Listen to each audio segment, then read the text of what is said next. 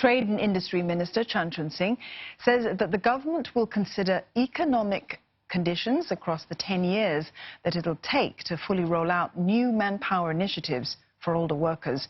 The retirement and re-employment ages are set to be raised along with CPF rates for older workers. While the government is aware of concerns that businesses could face more costs, Mr. Chan urged them to play their part. Brandon Tenoto with more.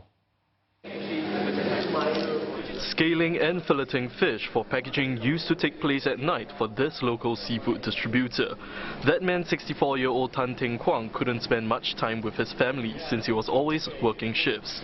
But things have changed for the production worker since his company took steps to create a more inclusive and productive workplace. Now, Haixia Seafood has progressively implemented automation with new machinery to help ramp up productivity on production processes. Now, not only has this proven to be beneficial for the company's business, but also its workers as well. The machine allows traditionally overnight processes to now take place more quickly in the day. 现在换成白班，我礼拜天休息，我能够跟家人在一起多一点。我会继续工作，除非做到我不能够做。 At a visit to the firm, Trade and Industry Minister Chun Sing said its efforts is a good example of companies redesigning work processes for older Singaporeans to work longer if they'd like to.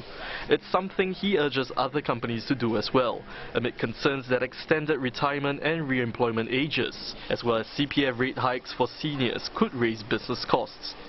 We are of course very cognizant of the business cost pressures from this and other policy moves, but we think that it is the correct thing to do for the long term to ensure that our workers have sufficient retirement savings.